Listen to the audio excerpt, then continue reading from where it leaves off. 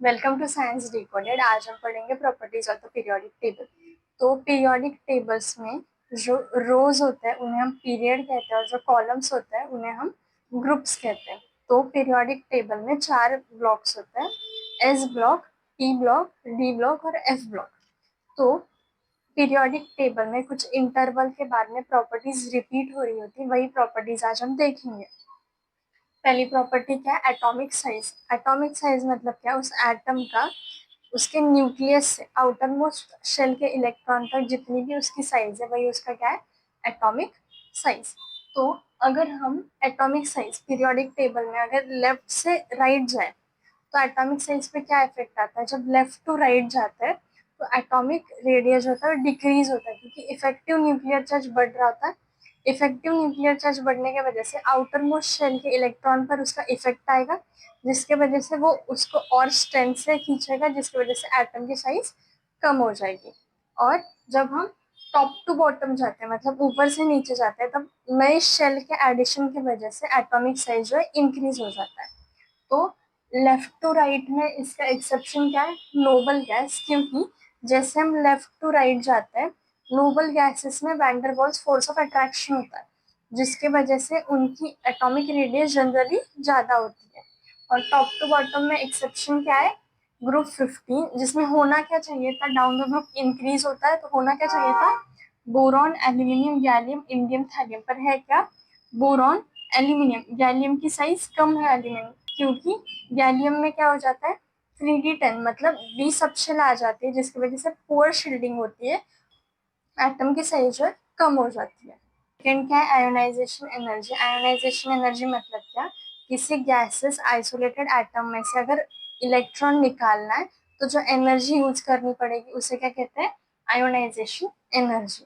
तो जब हम पीरियोडिक टेबल में लेफ्ट टू राइट जाते हैं तब आयोनाइजेशन एनर्जी इंक्रीज हो जाती है, क्योंकि एटॉमिक साइज डिक्रीज हो रहा है, न्यूक्लियस का लास्ट इलेक्ट्रॉन पर ज्यादा इफेक्ट है, जिसकी वजह से उसको उस इलेक्ट्रॉन को निकालना बहुत हार्ड जाएगा, इसकी वजह से लेफ्ट टू राइट इंक्रीजेस। इसका एक्सेप्शन क्या है? होना कैसे चाहिए था? Lithium, beryllium, boron, carbon, nitrogen, oxygen, fluorine, neon. But beryllium का बोरॉन से ज्यादा क्यों है? क्योंकि अगर बेरिलियम की इलेक्ट्रॉनिक कॉन्फ़िगरेशन देखेंगे वो क्या है? 1s2 2s2, मतलब फुल फिल इलेक्ट्रॉनिक कॉन्फ़िगरेशन। और हमें पता है जब फुल फिल इलेक्ट्रॉनिक कॉन्फ़िगरेशन होती है तो आयोनाइजेशन एनर्जी ज्यादा लगती है। इसमें दूसरा क्या है? Top to bottom. जब हम पीरियोडिक टेबल में टॉप टू बॉटम जा रहे हैं तब हमारी आयोनाइजेशन एनर्जी डिक्रीज हो जाती है।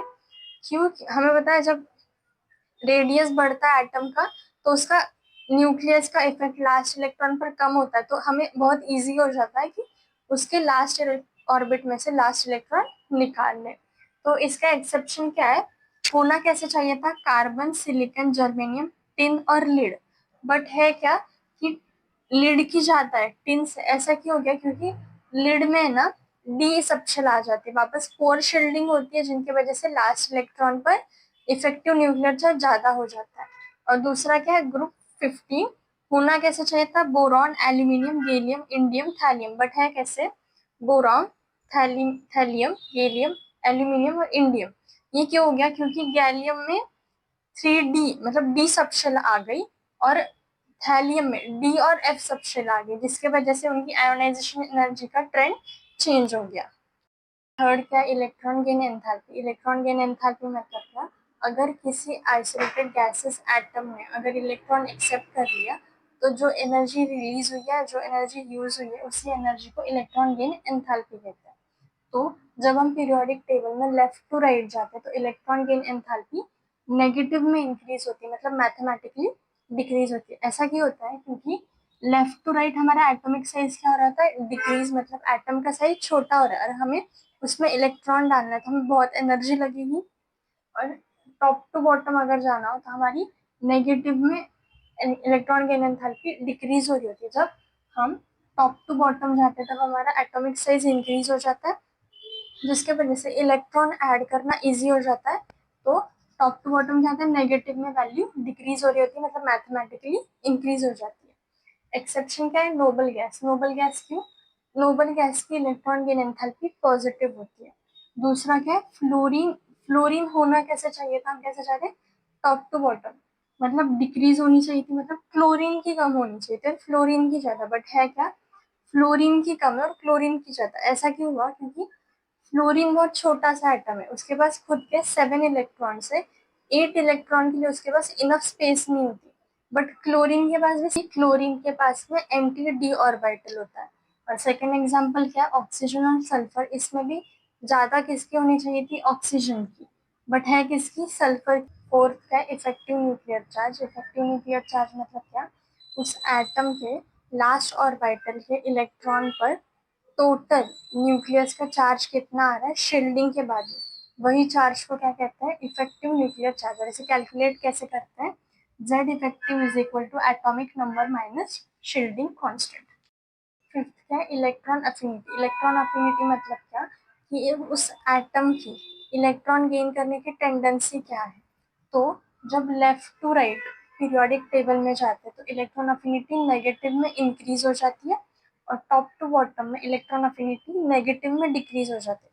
इसका एक्सेप्शन क्या है, होना कैसे चाहिए था, फ्लोरीन का ज्यादा है और क्लोरीन का कम है, बट यहाँ है कैसे, फ्लोरीन का कम है और क्लोरीन का ज्यादा है। ऐसा क्यों होता है, क्योंकि क्लोरीन की size as compare to fluorine ज्यादा होती है, जिसकी वजह से वो इलेक्ट्रॉन एक्सेप्ट करके उस क्लोरीन के एटम में इलेक्ट्रॉन इलेक्ट्रॉन का रिपल्शन कम हो सकता है। और सेकंड एक्सेप्शन क्या है, होना किसका ज्यादा चाहिए था, ऑक्सीजन का, बट है किसका ज्यादा, सल्फर का। अगेन सेम रीजन, सल्फर की ऑक्सीजन से साइज ज्यादा होती है, जिसकी वजह से इलेक्ट्रॉन गेन करने के बाद भी इलेक्ट्रॉन इलेक्ट्रॉन रिपल्शन कम होगा और वो स्टेबल रहेगा। सिक्स क्या है, इलेक्ट्रोनेगेटिविटी। इलेक्ट्रोनेगेटिविटी मतलब क्या, किसी बॉन्ड पेयर में उस एटम की कितनी टेंडेंसी है कि वो शेयर्ड पेयर ऑफ इलेक्ट्रॉन अपनी तरफ खींच सके। तो लेफ्ट टू राइट इलेक्ट्रोनेगेटिव क्या हो जाती है, इंक्रीज हो जाती है, और टॉप टू बॉटम क्या हो जाता है, डिक्रीज हो जाता है। ये जो फ्लोरीन ऑक्सीजन नाइट्रोजन है, फ्लोरीन क्या है, सबसे इलेक्ट्रोनेगेटिव, मतलब पूरे पीरियोडिक टेबल में सबसे ज्यादा इलेक्ट्रोनेगेटिव कौन है, फ्लोरीन है। और टॉप 3 इलेक्ट्रोनेगेटिव एटम कौन से होते हैं, fluorine oxygen nitrogen. For more such short revising videos, please like and subscribe the channel.